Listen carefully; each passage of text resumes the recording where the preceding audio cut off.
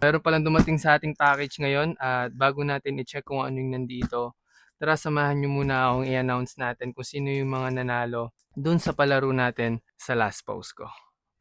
So yun guys, pipiliin natin yung first winner. Tara, spin the wheel na tayo. Unang winner natin is, ang tagal guys paikot-ikot pa siya pare ko eh. So unang winner natin si Christian. Okay, remove na natin siya. Pangalawang winner naman natin is si... Yan na guys. Yun, pinaikot-ikot pa. Nathaniel Jacob. So, congratulations Christian and Nathaniel Jacob.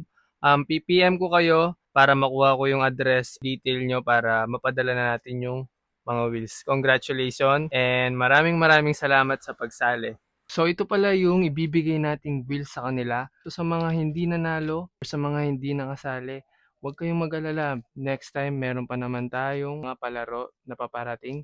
Palaging sumubaybay sa Dauntless page natin para makita nyo or makasali kayo sa mga palaro na. Maraming salamat. So bubuksan na natin to. At bago yon gusto ko muna sagutin yung tanong ng supplier ko. Bakit sobrang mura ko daw binibenta yung board? Sabi ko sa kanya, unang reason kung bakit ko tinayo itong brand na to is yung goal ko na makapag-provide ng murang skateboard. Dahil dati ginagawa ko is bumibili lang ako ng second hand na skateboard sa mga tropa ko para may magamit lang ako na skateboard. And sana pagdating ng panahon ako na yung magbebenta ng murang skateboard para yung katulad ko dati is hindi na magkaroon ng ganong problema. Gaya ng mga nararanasan ng maraming skater ngayon. Okay? Kaya tara, open na natin to. So, napakasaya guys kasi dati iniisip ko lang kung kaya ko bang buuin yung buong skateboard na Dauntless. Sarap lang sa pakiramdam dahil nakapag-produce na ako ng board. Wheels natin. Bali, ang hinihintay na lang natin yan is yung bearings ng hardware. Sana someday mabuo natin yung complete setup na skateboard. Like, Dauntless grip tape, Dauntless na yung board, Dauntless na yung tracks, Dauntless na yung bearings. Marami pa sana tayo malabas na Dauntless products. So guys, ito na pala. And naka-sealed pa sila guys. So yun, sumilip na. Ito. Napakaganda. Mga tracks, my man.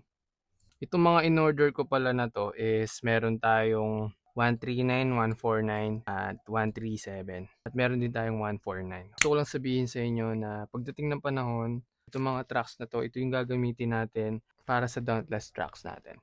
Sana maraming bumili sa atin para agad na nating ma-produce yung Dauntless tracks natin. I'm so happy na nandito na tong mga to. At konti-konti, nabubuo na yung gusto kong mangyari na magkaroon ng Dauntless skateboards. Like, buong skateboard is meron na siyang tatak na Dauntless.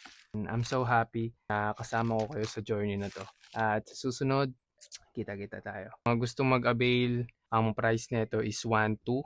Free shipping nationwide. Okay? Ito pala. Wow. So, marami tayo dito guys. So, ayan o. Puro trucks to. Kasil to mga to guys. Kung wala kang trucks, PM ka lang sa akin para agad na nating mapaship after ng pag-settle ng payment.